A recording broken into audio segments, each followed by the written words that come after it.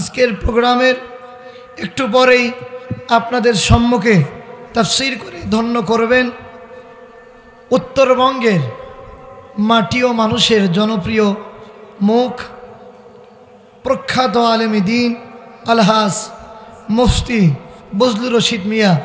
আল্লাহর দরবারে দোয়া করছি আল্লাহ তাআলা তার এই গোলামকে হায়াতে তৈয়্যিবা সিহাতে কুল্লিয়া দান করুন, পড়েন আমিন। আপনাদের মসজিদের সম্মানিত খতিব, আমার অত্যন্ত স্নেহের শাফিউল ইসলাম শাফি সাহেব আলোচনা করলেন। তার কণ্ঠ অত্যন্ত সুন্দর, কিন্তু আজকে কণ্ঠ বসে যাওয়ার কারণে কথাগুলো সব হক কথাই বলেছেন, কিন্তু একটু কণ্ঠ বসে যাওয়ার কারণে খুব একটা জোরে বলতে পারেনি।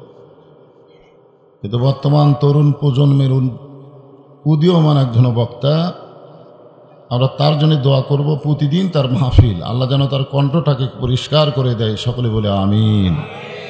একটি সিদ্ধান্ত আপনাদেরকে গ্রহণ করতে হবে আজকের এই প্রোগ্রাম থেকে, সেটি হলো আমাদের মনের মধ্যে মতানৈক্য থাকতে পারে, আমাদের অন্তরের মধ্যে মতানৈক্য থাকতে পারে, কিন্তু আমরা এক জায়গায় সবাই এক। সেটি হলো আমাদের ধর্ম ইসলাম, আমাদের কোরআন একটা, আমাদের নবী একটা, আমাদের সমস্ত কিছু একটা। সুতরাং আগামী দিনে একযোগে যদি ডাক আসে আল্লাহর এই কোরআন বাস্তবায়ন করার জন্য, হাতে হাত রেখে কাঁধে কাঁধ রেখে কারা কারা ময়দানে ঝাঁপিয়ে পড়বেন, দোয়া তুলে আল্লাহকে দেখান।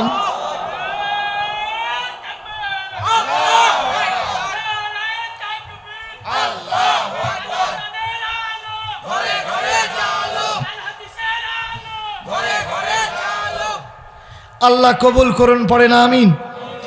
আমার প্রিয় ভাইরা, আমরা চাচার শাসন দেখেছি, আমরা বাবার শাসন দেখেছি, আমরা ভাবির শাসন দেখেছি, আমরা আপার শাসন দেখেছি। সব শাসন দেখা শেষ। আগামী দিন একটা নিয়ত নিয়ে আপনাকে মাঠে নামতে হবে, সেটি হলো একটি আওয়াজ নিয়ে মাঠে নামতে হবে। সব ঘোড়ার ডিম দেখা শেষ। আগামীর বাংলাদেশ ইসলামের বাংলাদেশ, আগামীর বাংলাদেশ কোরআনের বাংলাদেশ, কোরআনের সমাজ, কোরআনের রাষ্ট্র গড়ার জন্য কারা কারা গিয়েছে মুসলমান, আর একবার তো হাত তুলে আল্লাহকে দেখান। আল্লাহ কবুল করুন, সবাই পড়েন আমিন। চ্যানেলটি সাবস্ক্রাইব করে আমাদের সঙ্গেই থাকুন। আলোচনার শুরুতে আপনাদের সম্মুখে একটি হাদিস বলে শুরু করব। মুসলিম শরীফের হাদিস। কোন শরীফ? কারো সন্দেহ আছে? আমাদের সমাজের মধ্যে যারা ইমামতি করে তারা মনে করে ইমামতি করে আমি জান্নাতে চলে যাব, ঠিক কিনা বলেন? আপনারা কি মন খারাপ করেছেন? আমার কণ্ঠ এরকম বলে কি রাগ করেছেন? না, একটু দোয়া করতে থাকেন, আল্লাহ তাআলা কণ্ঠ বের করে দেবেন। একটু কান লাগান। যারা মসজিদে ইমামতি করে তারা মনে করে আমি ইমামতি করে জান্নাতে চলে যাব। যারা মাদ্রাসায় পড়ায় তারা মনে করে আমি মাদ্রাসা পড়ে জান্নাতে চলে যাব। যারা যেই জায়গায় আছে, কেউ টুপি পরে, টুপি পরে মনে করে আমি জান্নাতে চলে যাব। যে দাড়ি রাখে সে মনে করে দাড়ি রেখে আমি জান্নাতে চলে যাব। আসলে কি জান্নাতটি কি এত সোজা? যদি ওগুলো করে জান্নাত পাওয়া যেত তাহলে আমার নবীজি শুধুমাত্র মক্কার ইমাম হতেন, কথা বলেন ঠিক কিনা? যদি টুপি পরেই জান্নাত পাওয়া যেত তাহলে আমার নবীজি টুপি পরেই থাকতেন, আর অন্য কাজ করতেন না, কথা বলেন ঠিক কিনা? যদি জুব্বা পরেই জান্নাতি হওয়া যেত তাহলে আমার নবীজি শুধু জুব্বা পরেই দিন কাটাতেন, যুদ্ধ করা লাগতো না, কথা বলেন ঠিক কিনা? যদি এটা করেই জান্নাত পাওয়া যেত তাহলে আমার নবীজি হিজরত করতেন না, কথা বলেন ঠিক কিনা? আমার প্রিয় ভাইরা, ওই যুগে যারা হজ করতে যেত তাদেরকে পানি পান করানো বড় একটি কাজ বলে মনে করত। এ যুগে যেমন আমরা টুপি পরা বড় কাজ মনে করি, জুব্বা পরা বড় কাজ মনে করি, ও যুগে যারা যেত, হজে যেত, তাদেরকে পানি পান করানো সবচাইতে বড় ইবাদত মনে করত। কথা কি বুঝতেছেন? একজন সাহাবী বলল এটা হচ্ছে সবচাইতে বড় ইবাদত, আর একজন সাহাবী বলল না, এটা বড় ইবাদত নয়, বরং বড় ইবাদত হচ্ছে ইকামতে দ্বীনের কাজ করা, আল্লাহর জমিনে আল্লাহর দ্বীন কায়েম করার জন্য লড়াই সংগ্রাম করা। কন্যা আল্লাহু আকবার। আমার প্রিয় ভাইরা, দুজন সাহাবীর মধ্যে দ্বন্দ্ব শুরু হয়ে গেছে। একজন সাহাবী বলতেছে সব চাইতে বড় ইবাদত হলো, সব চাইতে বড় ইবাদত হলো হাজিগুলো যারা পানি পান করানো হয়, এটা হচ্ছে সব চাইতে বড় ইবাদত। আর একজন সাহাবী বলতেছে না না না, এটা বড় ইবাদত নয়, বরং বড় ইবাদত হলো আল্লাহর রাস্তায় জিহাদ করা, আল্লাহর রাস্তায় সংগ্রাম করা, এটা হচ্ছে সব চাইতে বড় ইবাদত। এবার আপনারা বলেন কোনটা বড় ইবাদত? পানি পান করানো বড় ইবাদত নাকি জিহাদ করা? বলেন বলেন। জিহাদ করা। এবার দুজন সাহাবীর মধ্যে দ্বন্দ্ব শুরু হয়ে গেছে। এমন সময় এই আওয়াজটা হযরত ওমর রাদিয়াল্লাহু তাআলা আনহু তার কণ্ঠকহরে চলে গেছে। হযরত ওমর রাদিয়াল্লাহু তাআলা আনহু বললেন, তোমরা আল্লাহর নবীজির এই মেম্বারের সামনে দাঁড়ায় জুমার দিনে কেন চিৎকার করতেছো? তোমাদের অন্তরের মধ্যে কি কোনো ভয় নাই? কথা কি বুঝতেছেন? হযরত ওমর রাদিয়াল্লাহু তাআলা আনহু তিনাদের মধ্যে তখন এরকম দ্বন্দ্ব শুরু হয়ে গেছে। শুরু হয়ে যাওয়ার সাথে সাথে হযরত ওমর রাদিয়াল্লাহু তাআলা আনহু তিনি লক্ষ্য করলেন। লক্ষ্য করার পরে তিনি ওই জায়গায় যে দুজন সাহাবীকে ডেকে বললেন, ও সাহাবীরা, তোমরা কেন এরকম করো? তোমাদের কণ্ঠের আওয়াজ এত জোরে কেন? আল্লাহু আকবার বলেন। আর আমাদের মধ্যে নেতার সামনে জোরে জোরে চিৎকার করে এরকম লোক আছে না নাই? জোরে বলেন, আছে না নাই? নাই মানে? আমার প্রিয় ভাইয়েরা, ইমাম সাহেবের ওপরে জোরে কথা বলে এরকম লোক আছে না নাই? আছে। আমার প্রিয় ভাইয়েরা কান লাগান। এবার হযরত ওমর রাদিয়াল্লাহু তাআলা আনহু এই দুজন সাহাবীকে ডেকে বললেন, তোমরা কেন এরকম করো? তোমাদের কি অন্তরের মধ্যে ভয় নাই? কিছুক্ষণ পর আল্লাহর নবীজি এই জায়গায় খুতবা প্রদান করবেন, এরকম কেন তোমরা করো? সঙ্গে সঙ্গে একজন সাহাবী বলতেছে, সবচাইতে বড় ইবাদত হলো যারা হাজিগুলো হজ করতে আসে তাদেরকে পানি পান করানো। আর একজন সাহাবী বলতেছে, না, এটা বড় ইবাদত নয়, বরং বড় ইবাদত হলো আল্লাহর রাস্তায় লড়াই সংগ্রাম করা। সঙ্গে সঙ্গে হযরত ওমর রাদিয়াল্লাহু তাআলা বললেন, হযরত ওমর রাদিয়াল্লাহু তাআলা বললেন, কিছুক্ষণ পর তো আমার নবীজি খুতবা প্রদান করবেন, তারপরে তোমাদের জবাবটা নিয়ে নিও কোনটা বড় ইবাদত। কন্যা সুবহানাল্লাহ। আমার প্রিয় ভাইরা, আমরাও জানতে চাই কোনটা বড় ইবাদত। কারণ এদেশে এই সমাজে আপনি সামান্য 5 আগস্টের পরে লাফালাফি করতেছেন, এভাবে ইসলামটা কায়েম হবে? বলেন, কায়েম হবে না। বড় ইবাদত আমাদেরকে করতে হবে। আপনারা রাজি আছেন? রাজি আছেন? আচ্ছা। নবীজি আমার খুতবা শেষ করলেন। খুতবা শেষ করার পর এই দুইজন সাহাবীকে কাছে ডাকলেন। কাছে ডাকার পরে এইবার বলতেছে, তোমরা কি নিয়ে গন্ডগোল লাগছো? একজন সাহাবী বলতেছে, আমি গন্ডগোল লেগেছি এ কারণে হাজিগুলোকে পানি পান করানো বড় ইবাদত। আর একজন বলতেছে, না, আল্লাহর রাস্তায় জিহাদ সংগ্রাম করা সবচাইতে বড় ইবাদত। আল্লাহু আকবার বলেন। নবীজি আমার ফায়সালা দিবেন। নবীজি আমার যেই ফায়সালা দিবেন আমাদেরকেও মানার দরকার আছে না নাই? সবাই বলেন, সিদ্ধান্ত নেওয়ার দরকার আছে না নাই?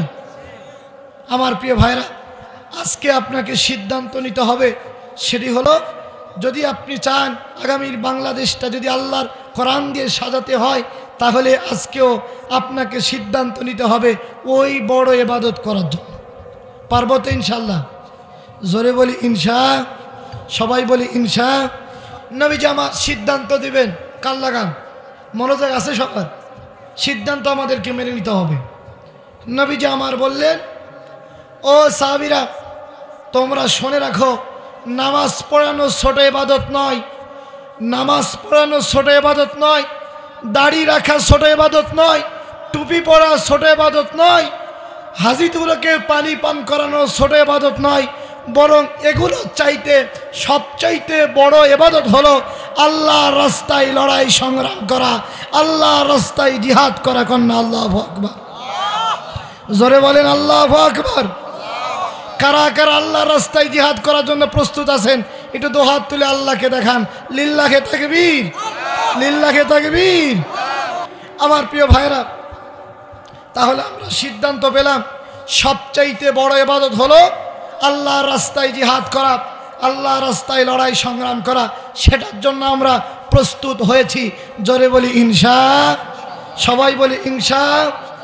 আজকে আপনাদের সম্মুখে আমি তেলাওয়াত করেছি কোরআনুল কারীমের 9 নম্বর সূরা। কত নম্বর সূরা?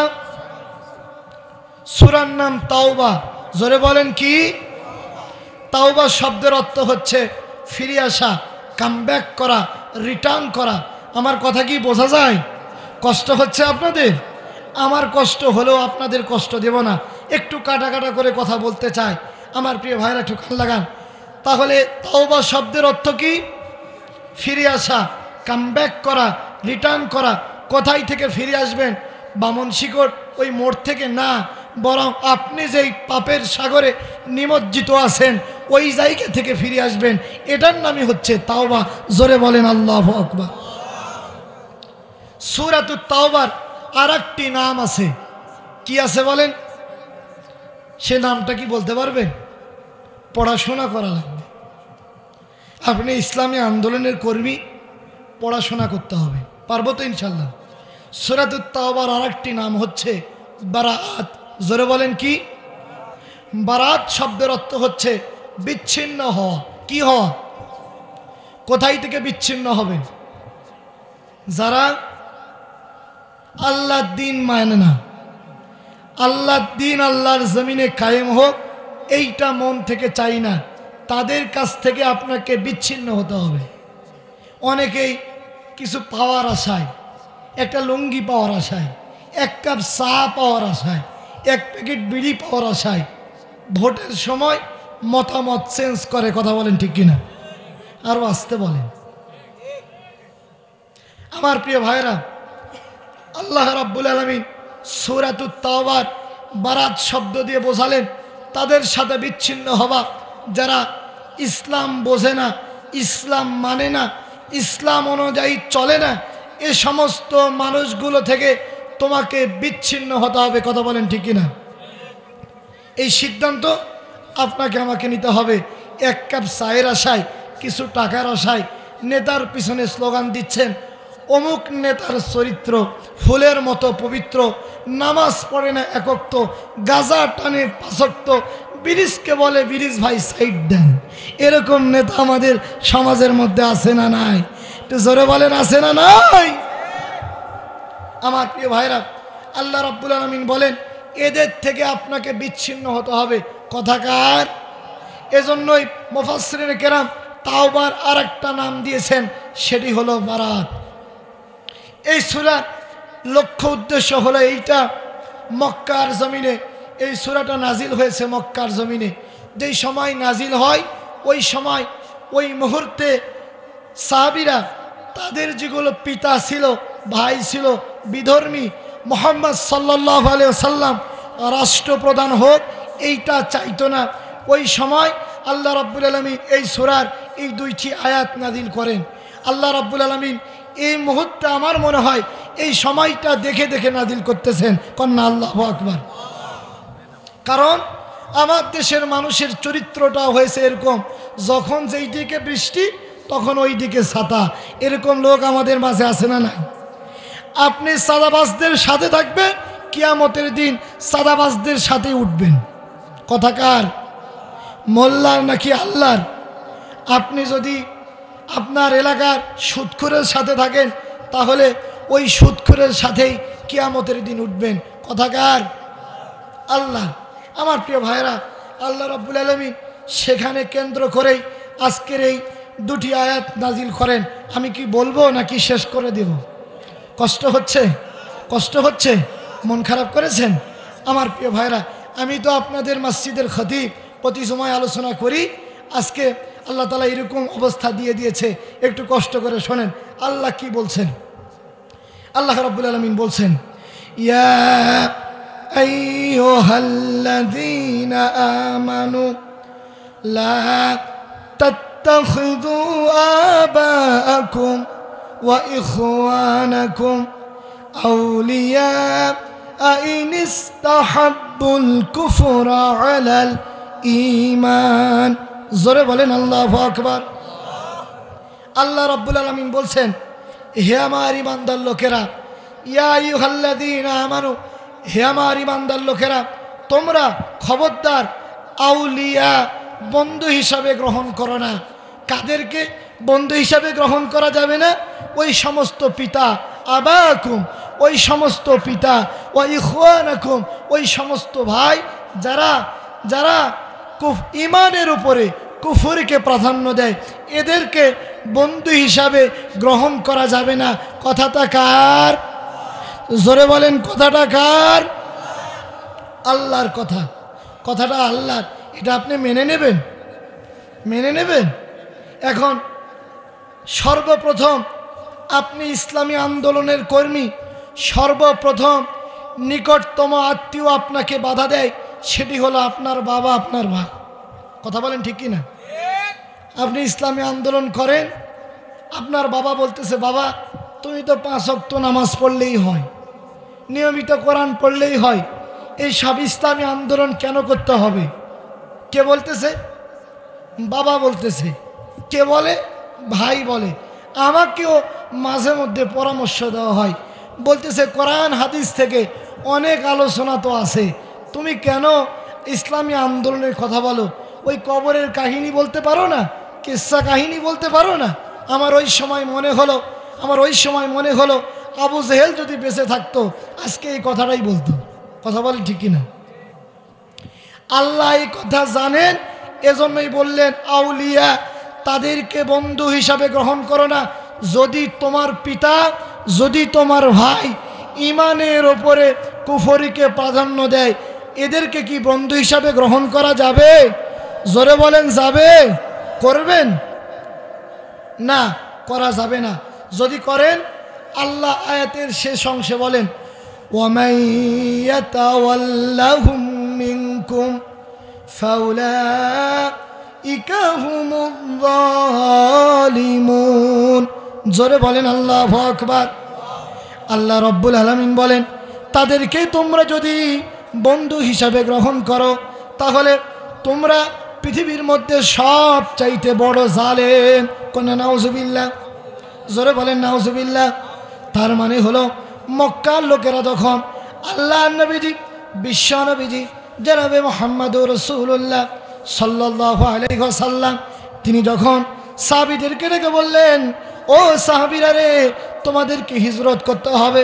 ওই সময় সাহাবীরা ওই মুহূর্তে তাদের ভাই, তাদের বাবা, এগুলোকে প্রাধান্য দিয়ে দিয়েছে। এমন সময় আল্লাহ রাব্বুল আলামিন বললেন, তোমরা হচ্ছে পৃথিবীর মধ্যে সবচাইতে বড় জালেম। কন্যা নাউজুবিল্লাহ। আজকেও যদি আপনার বাবার কথা শোনে, আপনার ভাইয়ের কথা শোনে, যদি ইসলামী আন্দোলন ছেড়ে দেন, আল্লাহর রাস্তায় যদি আল্লাহর দ্বীন কায়েম করার জন্য যদি সব কিছু ছেড়ে দেন, তাহলে পৃথিবীর মধ্যে সবচাইতে বড় জালেম আপনি। কথা বলেন ঠিক না? কথা কি বোঝা যায়? বোঝা যায়? আমরা কি জালেম হতে চাই? বলেন চাই? তাহলে আমরা ইসলামী আন্দোলন করব, বাবার কথা শোনে নয়। ইসলামী আন্দোলন করব, ভাইয়ের কথা শোনে নয়। বরং আল্লাহ রাব্বুল আলামিন বলেন, তোমাদের মধ্যে এমন একটা দল থাকা উচিত যে দল আল্লাহর দিকে ডাকে। এই দলের সাথে আপনারা সম্পৃক্ত হতে পারবেন? পারবেন ইনশাআল্লাহ। আমার প্রিয় ভাইয়েরা, এবার একটা আয়াত গেল, এবার দ্বিতীয় নম্বর আয়াতে আমরা একটু এগোতে চাই। আপনারা কি মন খারাপ করেছেন? কষ্ট পেয়েছেন? আমার প্রিয় ভাইয়েরা, আল্লাহ বলছেন, বল ইন কানা আবাউকুম ওয়া আবনাউকুম ওয়া ইখওয়ানুকুম ওয়া আজওয়াজুকুম ওয়া আশীরাতুকুম ওয়া আমওয়াল اقترفتموها وتجارة تخشون كسادها ومساكن ترضونها أحب إليكم من আল্লাহ, জোরে বলেন আল্লাহু আকবার। আল্লাহ রাব্বুল আলামিন বলেন, যদি তোমাদের পিতা, তোমাদের ভাই, তোমাদের স্ত্রী, তোমাদের ব্যবসা সব কিছুর চাইতে যদি তোমাদের আল্লাহ এবং আল্লাহ রাসূল এবং তার পথে জিহাদ এগুলোর চাইতে যদি তোমাদের পিতা, তোমাদের ভাই, তোমাদের আত্মীয় স্বজন সব কিছু যদি আপন হয়ে যায়, আল্লাহ রাব্বুল আলামিন বলেন তিনটা শাস্তির জন্য তোমরা অপেক্ষা করো। জোরে বলেন কয়টা? এবার আপনি এই আয়াতের ব্যাখ্যার দিকে তাকান। আপনার জীবনে আপনি নামাজ পড়েন না, আপনার জীবনে আপনি ইসলামী আন্দোলন করেন না, আপনার জীবনে আপনি আল্লাহর দ্বীনের পথে লড়াই সংগ্রাম করতে পারেন না, বড় ইবাদত করতে পারেন না। কিসের কারণে? স্ত্রীর কারণে। কিসের কারণে? সন্তানের কারণে। কিসের কারণে? কই ইয়ানত দেওয়ার কথা, মাসের পর মাস চলে যায়, ইয়ানত আপনি দেন না, রিপোর্ট লিখতে পারেন না, সামাজিক কাজ করতে পারেন না, একজন কর্মীর যেগুলো কাজ এগুলো করতে পারেন না। মনে রাখবেন, আপনার এসবের কারণে যদি আল্লাহ এবং আল্লাহ রাসূলের পথে এই জিহাদটা, এই বড় ইবাদতটা যদি অপ্রিয় হয়ে যায়, আল্লাহ রাব্বুল আলামিন আপনার জন্য তিনটা শাস্তি রেখেছেন। জোরে বলেন কয়টা? এইরকম কোয়ালিটির মানুষ, এইরকম মুনাফিক মার্কা মানুষ আমাদের সমাজের মধ্যে আছে না নাই? জোরে বলেন আছে না নাই? আব্দুল্লাহ বিন উবাই বিন সুলুলের টুপি ঠিক ছিল, দাড়ি ঠিক ছিল, জুব্বা ঠিক ছিল, সব কিছু ঠিক ছিল, শুধুমাত্র চাইতো না নবীজি রাষ্ট্রের প্রধান হোক, এটা চাইতো না। এটা না চাওয়ার কারণে আব্দুল্লাহ বিন উবাই বিন সুলুল কোথায় যাবে বলেন? সবাই বলেন কোথায়? জাহান্নামে যাবে। ফতোয়া আমি দিলাম না আপনি দিলেন? আপনি দিয়েছেন। এখন আপনিও যদি আপনার পিতামাতার কারণে, আপনার ভাইয়ের কারণে, আপনার ব্যবসার কারণে, আপনার সব কিছুর কারণে জিহাদ যদি আপনার কাছে অপ্রিয় হয়ে যায়, আল্লাহ এবং আল্লাহ রাসূল যদি আপনার কাছে অপ্রিয় হয়ে যায়, ওগুলো যদি আপনার প্রিয় হয়ে যায়, শাস্তি কয়টা? জোরে বলেন কয়টা? তিনটা। এই তিনটা কথা বলবো, আপনারা কি শুনবেন? শুনবেন? আমার প্রিয় ভাইরা, সাহাবীরা কেমন করে জিহাদের ময়দানে ঝাঁপিয়েছেন এটা আপনাদেরকে একটু জানতে হবে। আল্লামা সাইদি রাহিমাহুল্লাহ, আল্লাহ তাআলা তাকে শাহাদাতের সর্বোচ্চ মাকাম দান করুন, পড়েন আমিন। মরহুম আল্লামা সাইদি রাহিমাহুল্লাহ তিনি তার বিভিন্ন ওয়াজে আমি শুনেছি, তিনি সেনাপতি নির্ধারণের কথা বলেছিলেন। কয়জন? 3 জন। মনে আছে আপনাদের? সাহাবীরা নিজের স্ত্রী ত্যাগ করে, নিজের সংসার ত্যাগ করে, নবীজি শুধুমাত্র হুকুম দিয়েছেন, ফুলসজ্জার রাত ত্যাগ করে জিহাদের ময়দানে গিয়েছেন। এই ওয়াজ আল্লামা সাইদির মুখে আপনারা শোনেন নাই? ক্যাসেটে আপনারা শোনেন নাই? আমি একটি ঘটনা উল্লেখ করতে চাই আমার প্রিয় ভাইরা। তাহলে আমি বলেছিলাম কয়টা শাস্তি মনে থাকবে সবার? আল্লাহ নবীজির একজন যুবক সাহাবী, আল্লাহ নবীজির কাছে আমি এই ঘটনাটা প্রায় জায়গায় বলি, সবার আগে আল্লাহ রাস্তায় লড়াই সংগ্রাম করতে হবে, আল্লাহ রাস্তায় সবার আগে জিহাদ করতে হবে। এই হুকুমটা কার? আমার প্রিয় ভাইরা, নবীজির দরবারে একজন সাহাবী আসতেন। সাহাবীটা এসে প্রায় বলতেন, ইয়া রাসূলুল্লাহ, আমার তো বিবাহ হয় না, আমার তো বিবাহ হয় না, আপনার কাছে আমি চাই আমার একটু বিবাহের ব্যবস্থা করে দেন। কন্যা আল্লাহু আকবার। কেন বিবাহ হয় না? কারণ হলো আমার চেহারাটা কালো, আমার টাকা নাই, আমার পয়সা নাই, এ কারণে আমার বিবাহ হয় না। এই সাহাবীটা প্রায় এসে আল্লাহ নবীজির দরবারে এসে বলতেন। নবীজির দরবারে এসে প্রায় যখন বলতেন, আল্লাহর হাবিব সাল্লাল্লাহু আলাইহি ওয়াসাল্লাম 1 দিন 2 দিন 3 দিন শোনার পর নবীজি আমার ডেকে বললেন, ও সাহাবীরে যাও, এই মদিনার জনপদের মধ্যে একজন সুন্দরী রূপবতী কন্যা আছে, তার কাছে যে আমার কথা বলো। আল্লাহু আকবার বলেন, জোরে বলেন না আল্লাহু আকবার। আপনারা কি মন খারাপ করেছেন? আমার নেটে সার্চ দেন, দিয়ে দেখেন আমার যারা শ্রোতা হাত তুলতে বলে পা ছাড়ে। এখন আপনারাও সুযোগ নিয়ে নিছেন, আজকে সুযোগ নিয়ে নিছি হুজুর, আপনার কণ্ঠ গেছে, আমরাও ডাউন হয়ে গেছি। ব্যাপারটা কি এমন? বলেন ব্যাপারটা কি এমন? না। একটা কথা মনে রাখবেন, শয়তানের, আমি তাফসীরে যখন পড়াশোনা করি, কলেজে যখন পড়ি, ওই সময় শয়তানের গবেষণা করে 11টা কুমন্ত্রণা বের করেছিলাম। কতটা? 11টা কুমন্ত্রণা। তার মধ্যে একটা কুমন্ত্রণা হলো শয়তান সবসময় ভালো জিনিসকে খারাপ করে দেখায়। কি করে আসের ভাই? শয়তানের অন্যতম একটা কুমন্ত্রণা হচ্ছে ভালো জিনিসকে কি করে দেখানো? খারাপ করে দেখানো। এখন আপনারা বসে আছেন, আমি কি কোরআন হাদিসের বাহিরে কথা বলতেছি? না, আমি যেভাবে দার্স দিই সাংগঠনে, ওই একইভাবে কথা বলতেছি, একটু এদিক ওদিক বলিনি।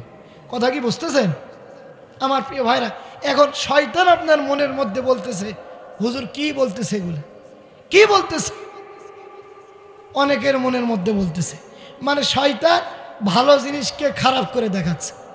তার বাস্তব প্রমাণ হলো, এখানে অনেক ছেলেরা বসে আছে, অনেক যুবক বসে আছে, নিজের স্ত্রীকে সন্দেহ করে। এরকম লোক আছে না নাই?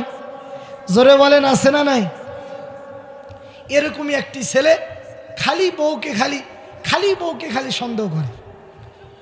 বউ যখন ঘরের মধ্যে থাকে, ভিডিও কলে কল দিছে, বউকে ডেকে বলতেছে, বউ কি ব্যাপার, তোমার ডানে খসর মসর করে, কেউ আছে নাকি? এরকম স্বামী আছে না নাই? জোরে বলেন, আছে না নাই? আপনারা বলেন না বলেন, আমার মা বোনেরা ঠিক কিন্তু জানে আছে। রাত 12টার সময় স্ত্রীকে ভিডিও মোবাইল কিনে দেয়নি, কিনে দিছে নোকিয়া ফোন। কি ফোন?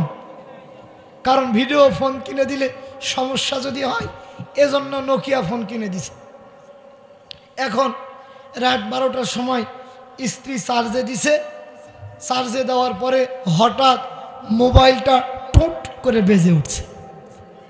টুট করে যখন বেজে উঠছে, স্বামী এখন ঘুমের মধ্যে বলতেছে, কি ব্যাপার, এত রাত্রেবেলা আমার স্ত্রীর ফোনে টোট করে বেজে উঠলো কেন? কথা কি বুঝতেছেন?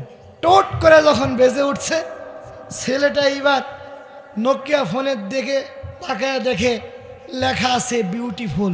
কি ফুল? মানে ঘুমের মধ্যে ঝাপসা ঝাপসা দেখে কি লেখা আছে? বিউটিফুল। স্ত্রীকে ডেকে বলছে, এই কি ব্যাপার, তোমার ফোনে কেন বিউটিফুল লেখা আছে? স্ত্রী এখন বলতেছে যে বিউটিফুল তো লেখা নাই, এত রাত্রে বিউটিফুল লেখা কে SMS পাঠালো? স্ত্রী এখন বলতেছে, তুমি একটু ভালো করে মোবাইলের দিকে তাকাও তো। ছেলে এইবার বডিটা এদিক ওদিক করে দেখে, আসলে মোবাইলের উপরে বিউটিফুল লেখা নাই, মোবাইলের উপর লেখা আছে ব্যাটারি ফুল। এরকম সন্দেহ আছে না নাই? আছে। শয়তান তার চোখে খারাপ জিনিসটা দেখা দিছে, বলতেছে, দেখ তোর বউ কার সাথে কথা বলে। কথা বলেন ঠিক কিনা? তার মানে হলো শয়তানের একটি কুমন্ত্রণা হলো ভালো জিনিসকে খারাপ করে দেখানো। কথা বলেন ঠিক কিনা? জোরে বলেন ঠিক কিনা আমার প্রিয় ভাইরা? এবার তাকান, নবীজির দরবারে যুবক সাহাবীটা যখন আসলো, যুবক সাহাবীটা এসে প্রায় বলে, ইয়া রাসূলুল্লাহ, ইয়া হাবিবাল্লাহ, আমি আপনার কাছে চাই আমাকে বিবাহের ব্যবস্থা করে দিন। সঙ্গে সঙ্গে নবীজি আমার সাথে বললেন, তোমার বিবাহের ব্যবস্থা করে দিব, যাও এ মদিনার মধ্যে সবচেয়ে রূপবতী একজন কন্যা আছে, তার বাড়িতে যাও, তার বাড়িতে যেয়ে দেখো, আমার কথা বলো, বিবাহের প্রস্তাব দাও কন্যা। আল্লাহু আকবার। সঙ্গে সঙ্গে এই যুবকটা চলে গেলেন। যুবকটা চলে যাওয়ার পরে এইবার বাড়ির দরজার কড়া নাড়া দিলেন। বাড়ির দরজার কড়া নাড়া দেওয়ার সাথে সাথে একজন ভদ্রলোক, নাম তার হচ্ছে ইবনুল ওহাব। কি নাম? ইবনুল ওহাব বেরিয়ে আসলো। আসার পরে বলতেছে, কি ব্যাপার, তুমি আমার বাড়িতে কেন এসেছো? সাথে সাথে যুবকটা বলতেছে, আমি আপনার বাড়িতে এমনি এমনি আসি নাই, আমি আপনার বাড়িতে এসেছি আপনার মেয়েকে বিবাহ করতে চাই। কি করতে চাই? এই কথা যখন বলছে ভাই, বলার সাথে সাথে এই লোকটা খেপে গেছে। বলতেছে, তোর মতো কালু, তোর টাকা নাই, তোর পয়সা নাই, তোর সাথে কি আমার মেয়েকে বিবাহ দেব? আল্লাহু আকবার বলে। যুবকের মন খারাপ হয়ে গেছে।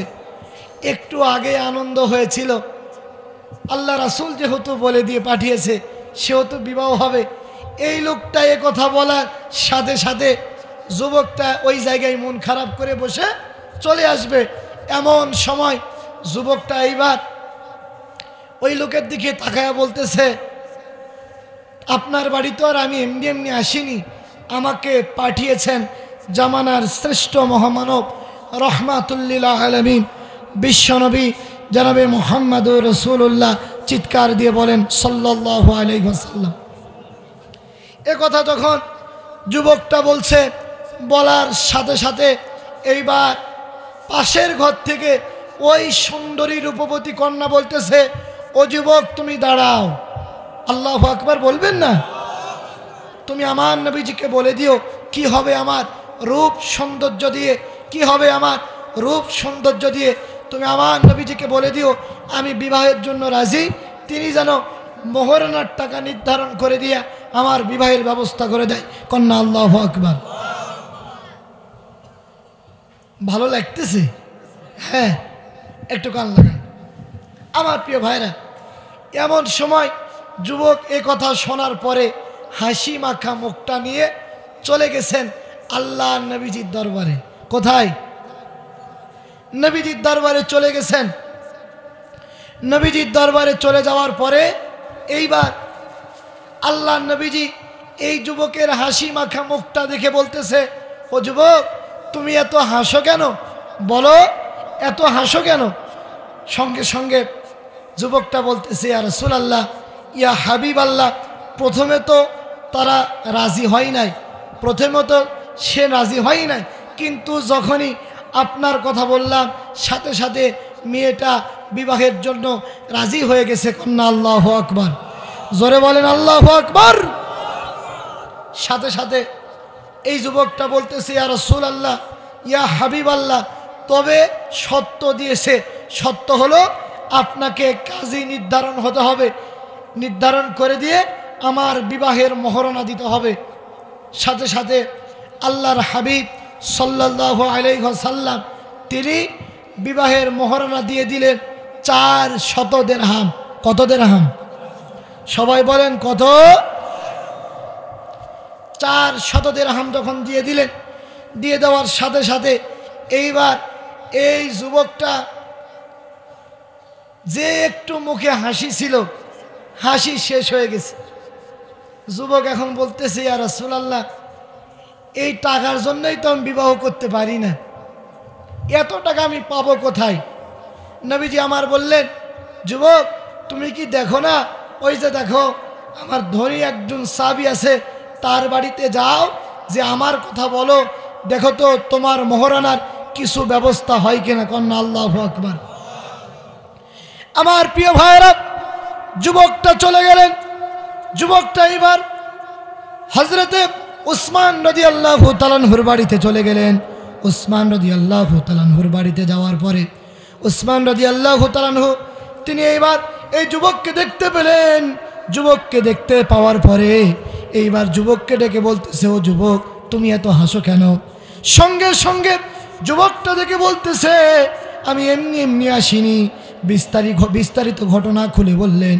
বিস্তারিত ঘটনা খুলে বলার পরে এইবার এই যুবকটা যখন বললেন, বলার সাথে সাথে উসমান রাদিয়াল্লাহু তাআলা আনহু ঘরের মধ্যে চলে গেলেন। ঘরের মধ্যে চলে যাওয়ার পরে এইবার উসমান রাদিয়াল্লাহু তাআলা আনহু 200 দিরহাম হাতের মধ্যে নিলেন। হাতের মধ্যে নিয়ে নেওয়ার পরে এইবার এই যুবকের পকেটের মধ্যে ঢোকায় দিলেন। যুবক যখন চলে আসবে এমন সময় এইবার এই যুবককে ডেকে বলতেছে, আরে পাগল দাঁড়াও, শুধু কি মোহরানার টাকা দিলে হবে নাকি? তোমার বিয়ের কি বাজার করা লাগবে না? আল্লাহু আকবার বলে। এইবার আবার উসমান রাদিয়াল্লাহু তাআলা আনহু তিনি চলে গেলেন। চলে যাওয়ার পরে আরও কিছু টাকা নিজের হাতের মুঠোর মধ্যে নিয়ে নিলেন। হাতের মুঠোর মধ্যে নিয়ে নেওয়ার পরে এইবার হযরতে উসমান রাদিয়াল্লাহু তাআলা আনহু ওই যুবকের আর এক পকেটের মধ্যে ঢোকায় দিলেন। আর এক পকেটের মধ্যে যখন ঢোকায় দিলেন, যুবকের মহরণা লাগবে 400 দিরহাম, 200 দিরহাম। আল্লাহ রাব্বুল আলামিন ব্যবস্থা করে দিয়েছেন। কন্যা সুবহানাল্লাহ। যুবক আর একজন সাহাবীর বাড়িতে চলে গেল। আর একজন সাহাবীর বাড়িতে যাওয়ার পরে এইবার যুবক যখন আর একজন সাহাবীর বাড়িতে চলে গেলেন, আর একজন সাহাবীর বাড়িতে চলে যাওয়ার পরে এইবার আর একজন সাহাবী আরও 200 দিরহাম দিয়ে দিলেন। পকেটের মধ্যে 400 দিরহাম হয়ে গেল। যুবক যখন একটু দূরে আসবে এমন সময় এইবার এই সাহাবীটা বলতেছে, ও যুবক, শুধু কি মহারানার টাকা দিলে হবে নাকি? তোমার বইয়ের কি কসমেটিক কেনা লাগবে না? তোমার বইয়ের কি কসমেটিক কেনা লাগবে না? বিয়ের বাজার কি করা লাগবে না? আবার এই সাহাবী আরও কিছু টাকা আর এক পকেটের মধ্যে ঢুকায় দিলেন। এক পকেটে যুবকের 400 দিরহাম মহারানার টাকা। কত দিরহাম? আর এক পকেটে বিয়ের বাজারের টাকা। যুবক চলে গেলেন, যুবক বিয়ের বাজার করার জন্য চলে গেলেন। এমন সময় আল্লাহ নবীজির দরবার থেকে ডাক আসলো, আল জিহাদ, আল জিহাদ ফি সাবিলিল্লাহ। তোমরা কে আছো? তোমাদের যা কিছু আছে তা নিয়ে আগামীকাল যুদ্ধ হবে। আগামীকাল সকালবেলা যুদ্ধের ময়দানে যাওয়া হবে। তোমাদের যা যা কিছু আছে তা নিয়ে তোমরা ঝাঁপিয়ে পড়ো। কন্যা আল্লাহু আকবার। আমার প্রিয় ভাইরা, এই সাহাবীটা বাবার মায়া করলো না, পরিবারের মায়া করলো না, হবি স্ত্রীর মায়া করলো না। এই সাহাবীটা সম্পদের মায়া করলো না, বিয়ের মহারানার মায়া করলো না। সাথে সাথে আল্লাহ রাব্বুল আলামিনের হুকুম হলো। আল্লাহ রাব্বুল আলামিন বলেছেন, আহাব্বা ইলাইকুম মিনাল্লাহি ওয়া রাসূলিহি ওয়া জিহাদিন ফি সাবিলি। জোরে বলেন আল্লাহু আকবার। আল্লাহ রাব্বুল আলামিন যেহেতু বলেছেন, এগুলোর চাইতে যদি তোমাদের কাছে আল্লাহ এবং আল্লাহ রাসূলের পথে জিহাদ এগুলো যদি অপ্রিয় হয়ে যায়, তাহলে তোমাদের জন্য 3টা শাস্তি আছে। জোরে বলেন কয়টা?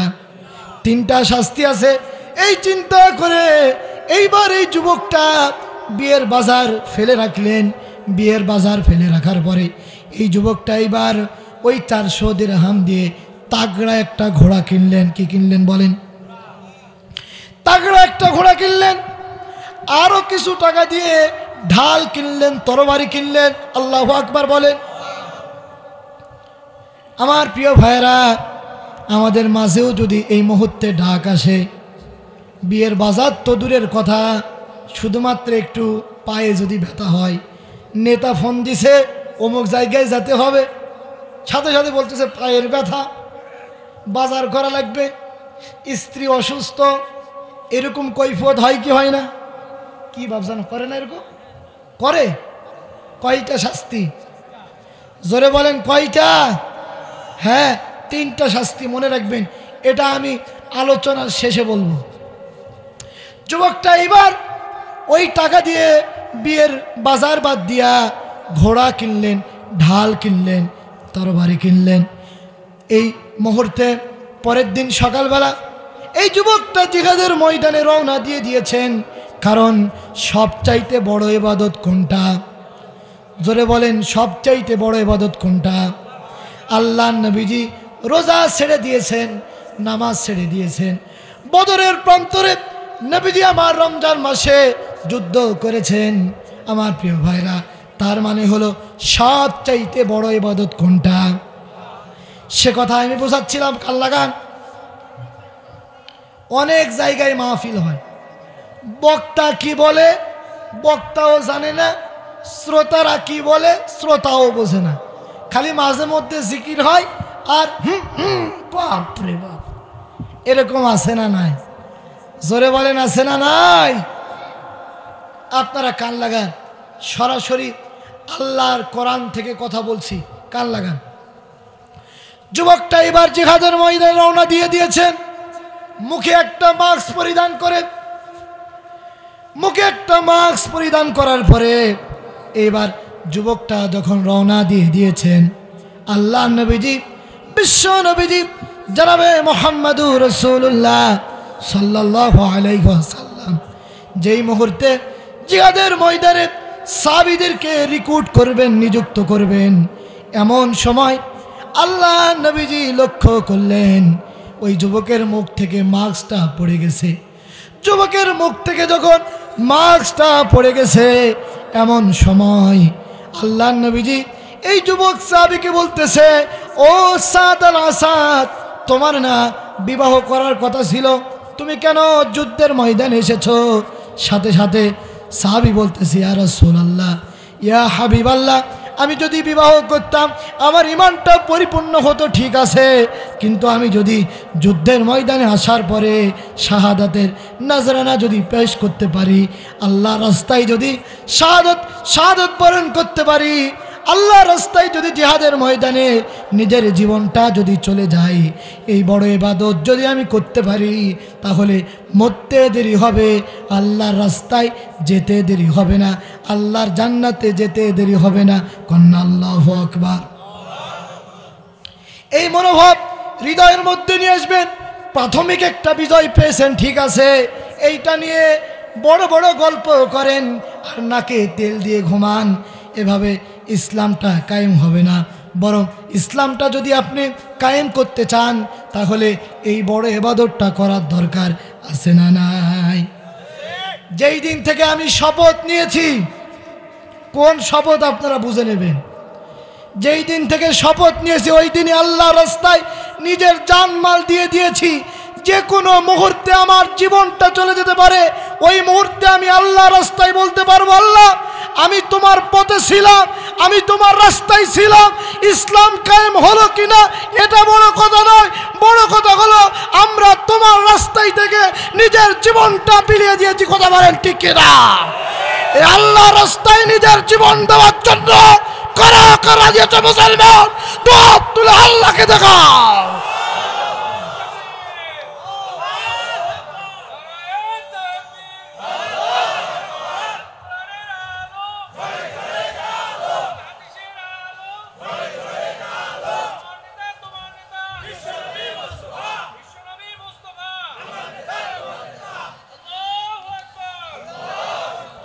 হাত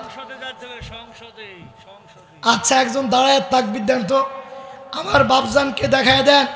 রাজশাহীর মুসলমান, রাজশাহীর জমিন ইসলামী আন্দোলনের জমিন, এ জমিনে যত শহীদের রক্ত পড়েছে অন্য কোনো জমিনে এভাবে পড়ে নাই। আপনারা একটু দেখায় দেন, সাতক্ষীরার মানুষ, চাঁপাইনবাবগঞ্জের মানুষ, রাজশাহীর মানুষ বুলেট সামনে রেখে, গুলি সামনে রেখে আল্লাহ রাস্তায় জীবনটা দিতে পারে, জীবনটা দিতে পারে।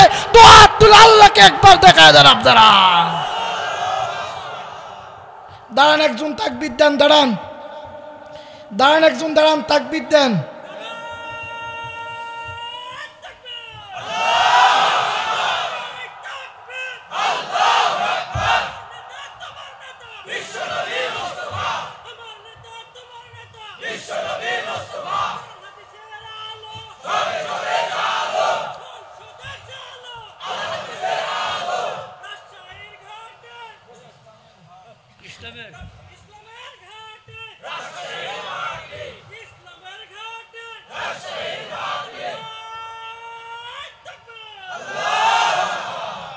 আমার প্রিয় ভাইরা, কণ্ঠটা যদি ভালো থাকতো আরও কতক্ষণ কথা বলতে পারতাম, কিন্তু আল্লাহ তাআলার সিদ্ধান্ত, চূড়ান্ত সিদ্ধান্ত। আমি আগে বলেছি, গত দিনের মাহফিলে ফ্যান ছিল না, প্রচণ্ড গরম লাগছে, প্রায় 2.5 ঘন্টা কথা বলেছি, 1টা পর্যন্ত রাত, বাতাস ছিল না, গরমটা বসে যাওয়ার কারণে কণ্ঠটা ডেবে গেছে। তাছাড়া কণ্ঠ এরকম না। আমার ভাইরা, আপনারা যারা আছেন, তাহলে সর্ব অবস্থায় যে কোনো মুহূর্তে আল্লাহর রাস্তায় এই বড় ইবাদত করার জন্য প্রস্তুত আছেন? প্রস্তুত আছেন? আমার প্রিয় ভাইরা, যুবকটা এবার যুদ্ধের ময়দানে চলে গিয়েছে। আল্লাহর নবীজি, বিশ্ব নবীজি জনাবে মুহাম্মদুর রাসূলুল্লাহ সাল্লাল্লাহু আলাইহি ওয়াসাল্লাম এই যুবককে ডেকে বলতেছে, ও যুবক, তোমার না বিবাহ করার কথা ছিল, তুমি কেন যুদ্ধের ময়দানে এসেছো? সাথে সাথে যুবকটা ডেকে বলতেছে, ইয়া রাসূলুল্লাহ, ইয়া হাবিবাল্লাহ, আমি যদি বিবাহ করতাম আমি জান্নাতি মানুষ হতাম কিনা জানি না, তবে এই ময়দানে এসে যদি আল্লাহ রাস্তায় নিজের জীবনটা যদি বিলিয়ে দিতে পারি, মরতে দেরি হবে, আল্লাহর জান্নাতটা পেতে দেরি হবে না। কন্যা আল্লাহু আকবার। যুবককে এবার আল্লাহর হাবিব বিশ্ব নবীজি জনাবে মুহাম্মদুর রাসূলুল্লাহ সাল্লাল্লাহু আলাইহি ওয়াসাল্লাম গুরুত্বপূর্ণ জায়গায় রিক্রুট করলেন, নিযুক্ত করলেন। রিক্রুট করার পরে, নিযুক্ত করার পরে আল্লাহর নবীজি বিশ্ব নবীজি জনাবে মুহাম্মদুর রাসূলুল্লাহ সাল্লাল্লাহু আলাইহি ওয়াসাল্লাম রিক্রুট করার পরে কাফেরেরা যুদ্ধের দাওয়া বাজিয়ে দিল। যুদ্ধ শুরু হয়ে গেল। যুদ্ধ শুরু হয়ে যাওয়ার পরে একটা পর্যায়ে মুসলমানরা বিজয় লাভ করলেন। কন্যা আল্লাহু আকবার। মুসলমানরা বিজয় লাভ করার পরে এইবার আল্লাহর হাবিব বিশ্ব নবীজি জনাবে মুহাম্মদুর রাসূলুল্লাহ সাল্লাল্লাহু আলাইহি ওয়াসাল্লাম তিনি সাহাবীদেরকে বললেন, ও সাহাবীরা রে, দেখো তো দেখো কাল লাশটা কোথায় পড়ে আছে, দেখো দেখো তো দেখো কাল লাশটা কোথায় পড়ে আছে, একটু দেখো। সাহাবীরা লাশ খোঁজা শুরু করে দিল। লাশগুলো খুঁজতে খুঁজতে একটা পর্যায়ে আল্লাহ নবীজি দেখতে পেলেন ওই সেই যুবক সাহাবী সাদ আলা সাদ, তার লাশটা পড়ে আছে, তার দেহটা পড়ে আছে, তার দেহ মোবারকটা পড়ে আছে। নবীজি আমার তার দিকে তাকায়া আর দাঁড়ায় থাকতে পারলেন না। নবীজি আমার চলে গেলেন। নবীজি আমার চলে যাওয়ার পরে এইবার সাহাবীর দিকে তাকালেন, সাহাবীর দিকে লক্ষ্য করলেন। সাহাবীর মুখের উপরে রোদের তাপ লাগতেছিল, রোদের তাপ লাগতেছিল। এই দৃশ্যটা দেখে নবীজি আমার আর দাঁড়ায় থাকতে পারলেন না, আর দাঁড়ায় থাকতে পারলেন না। নবীজি আমার নিজের দেহ মোবারকটাকে দিয়ে দিলেন, নিজের দেহ মোবারকটাকে ছাতা বানিয়ে দিলেন। আল্লাহু আকবার। নবীজি আমার নিজের দেহ মোবারকটাকে যখন ছাতা বানিয়ে দিয়েছেন, এমন সময় সাহাবীদের মধ্যে কান্নার রোল পড়ে গেল। সাহাবীরা কান্না শুরু করে দিল। সাহাবীরা বলা শুরু করলো, ও সাদ আলা সাদ, তুমি বড়ই ভাগ্যবান, তুমি বড়ই ভাগ্যবান, তোমাকে ছায়া দেওয়ার জন্য আমার নবীজি নিজের দেহ মোবারকটাকে দিয়ে দিয়েছেন। আল্লাহু আকবার। তোমার চাইতে পৃথিবীর মধ্যে আর কে ভাগ্যবান আছে? তোমার চাইতে আর কে ভাগ্যবান আছে? তোমাকে ছায়া দেওয়ার জন্য আমার নবীজি নিজের দেহ মোবারকটাকে দিয়ে দিয়েছেন। কন্যা আল্লাহু আকবার। সাহাবীরা লক্ষ্য করলেন নবীজি আমার কান্না শুরু করে দিয়েছে। কিছুক্ষণ পর সাহাবীরা আবার লক্ষ্য করলেন নবীজি আমার হাসা শুরু করে দিয়েছেন। আল্লাহু আকবার বলেন। একই জায়গায় প্রথমে নবী কাঁদলেন, তারপর আবার হাসলেন, আবার নবীজি আমার মুখটা ফিরায় নিলেন। প্রথমে কি করলেন, তারপরে কি করলেন, তারপরে কি করলেন? এই তিনটা জিনিস জানার দরকার আছে না নাই? সুতরাং আমার প্রিয় ভাইয়েরা, এ কথা আমি বলবো, তিনটা শাস্তি আর এই তিনটা কয়টা হলো? 6টা বিষয় বলে শেষ করব। তবে আপনাদেরকে আমি মূল আয়াতের দিকে নিয়ে যেতে চাই। আল্লাহ রাব্বুল আলামিন বলেন, যদি তোমাদের বাবা, তোমাদের ভাই, তোমাদের আত্মীয় স্বজন, তোমাদের ব্যবসা এগুলোতে মন্দ হবে, এগুলো তোমাদের থাকবে না, এই কথা ভেবে যদি তুমি আল্লাহ এবং আল্লাহ রাসূলের পথে জিহাদ করা থেকে বিরত থাকো, আল্লাহ রাব্বুল আলামিন বলেন তোমার জন্য 3টা শাস্তি অপেক্ষা করছে। কয়টা শাস্তি বলেন? সবাই বলেন কয়টা? 3টা শাস্তি। আমরা কি এই 3টা শাস্তি পেতে চাই? বলেন পেতে চাই? তাহলে যেখানে যে অবস্থায় আপনি থাকেন, আপনি চাষি, সবার আগে আপনার কাছে আসবেন মুহাম্মদ সাল্লাল্লাহু এবং আল্লাহ তার রাসূল, আল্লাহ এবং আল্লাহর রাসূল, তার পথে জিহাদ। এটা যদি আপনি করতে পারেন তাহলে আপনি জান্নাতি। কে বলেছেন?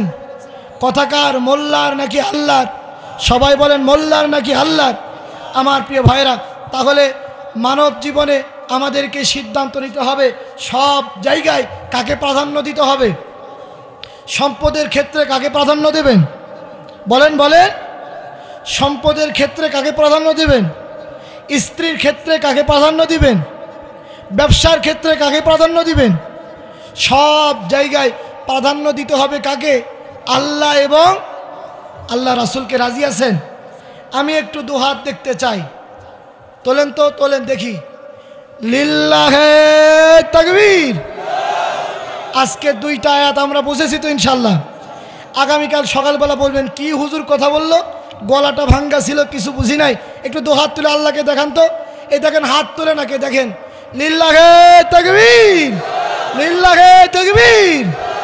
আল্লাহ কবুল করুন। লিল্লাহে তাকবীর। মুফতি বজলুর রশিদ সাহেবের আগমন বামন শিকড়ের পক্ষ থেকে। লিল্লাহে তাকবীর, লিল্লাহে তাকবীর, লিল্লাহে তাকবীর। প্রধান বক্তার আগমন, প্রধান বক্তার আগমন, মুফতি বজলুর সাহেবের আগমন বামন শিকড়ের পক্ষ থেকে। লিল্লাহে তাকবীর, লিল্লাহে তাকবীর, লিল্লাহে তাকবীর, লিল্লাহে তাকবীর। মুফতি বজলুর রশিদ সাহেবের আগমন রাজশাহীবাসীর পক্ষ থেকে, রাজশাহীবাসীর পক্ষ থেকে। লিল্লাহে তাকবীর। আল্লাহ কবুল করুন। আমার বাপজান, বাপজান এখানে আসছে। আল্লাহ, আল্লাহু আকবার বলেন। উনি আমাকে, এখন তো আল্লাহ তাআলা কথা বলাই, যেই সময় আমরা কথা বলা শিখিনি ওই সময় থেকে নিজের ছেলের মতো করে দেখছেন, ভালোবাসছেন। আলহামদুলিল্লাহ বলেন। বাংলাদেশের মধ্যে একজনই বক্তা যার কণ্ঠ কখনো নষ্ট হয় না। অনেক 20 বছর পর তো অনেক বক্তার চেহারা দেখা যায় না। 42 বছর থেকে কথা বলছে, তখনও যা এখনও তা। আল্লাহু আকবার বলেন। আমি আমার বাপজানের জন্য দোয়া চাই, আপনারা দোয়া করবেন। আল্লাহ আল্লাহ আমার বাপজানের হায়াত দারাজ করে দিন, পড়েন আমিন। ব্যবসা, এরপরে পিতামাতা, ভাই বোন, আত্মীয় স্বজন, এগুলোর চাইতে যদি আল্লাহ এবং আল্লাহ রাসূলের পথের জিহাদকে যদি আপনি আগে প্রাধান্য দেন, তাহলে আল্লাহ 3টা শাস্তি রেখে দিয়েছেন। জোরে বলেন কয়টা? 3টা। নাম্বার 1, মুসলমানরা যদি এখান থেকে দূরে আসে, 1 নাম্বার নেতৃত্ব হারাবে। 1 নাম্বার কি? তাফহিমুল কোরআন। এরপরে আরও কয়েকটা তাফসীরের কিতাবের মধ্যে দেখেছি, এই আয়াতের ব্যাখ্যায় আপনারা পড়বেন, 1 নম্বরে নেতৃত্ব হারাবে। কি হারাবে বলেন? নেতৃত্ব আপনি চান, শাহাদাতের তামান্না সর্বপ্রথম নিয়ে আসতে হবে, না হলে আপনার হাতে নেতৃত্ব আসবে না। 2, আল্লাহ রাসূলের পথে জিহাদের চাইতে যদি দুনিয়াকে প্রাধান্য দেন, তাহলে আপনি কখনো কোনোদিন সঠিক পথের সন্ধান পাবেন না। কথা কার? 3, আল্লাহ এবং আল্লাহ রাসূলের পথে জিহাদের চাইতে যদি দুনিয়াকে প্রাধান্য দেন, 3 নম্বরে আপনি আল্লাহ এই আয়াতের শেষ শব্দে বলেন ওয়াল্লাহু লা ইয়াহদিল কওমাল ফাসিকিন, আপনি হবেন ফাসিক। এবং আল্লাহ রাব্বুল আলামিন বলেন এমন সিদ্ধান্তর আশায় অপেক্ষা থাকো, এমন সিদ্ধান্ত তোমার বিরুদ্ধে আসবে, যত কিছুই তুমি করো না কেন কোনো কাজে আসবে। জোরে বলেন আসবে। এখান থেকে আপনাকে শপথ নিতে হবে, সবচাইতে বড় জিহাদ কোনটা, সবচাইতে বড় ইবাদত কোনটা বলেন? আল্লাহ রাস্তায় জিহাদ করা। কথা কি বুঝেছেন? আল্লাহ আমাদের বোঝার তৌফিক দান করুন, আল্লাহ আমাদের বোঝার তৌফিক দান করুন। সর্বশেষ আপনাদেরকে বলি, এই মাদ্রাসা তিলে তিলে পর্যন্ত এসেছে, আপনারা সহযোগিতা করবেন, আমার বাপজানের হাতে আপনারা দিবেন ইনশাআল্লাহ। আল্লাহ কবুল করুন, আমিন। ওয়া আখিরি দাওয়ানা আলহামদুলিল্লাহি রাব্বিল আলামিন। যেগুলো কথা বলেছি দলিল ভিত্তিক ভুল হলে আল্লাহ যেন ক্ষমা করেন এবং আমাকে সহ সবাইকে আমল করার তৌফিক দান করুন, আমিন। ওয়া আখিরি দাওয়ানা আলহামদুলিল্লাহি রাব্বিল আলামিন। আসসালামু আলাইকুম ওয়া রাহমাতুল্লাহি ওয়া বারাকাতুহু।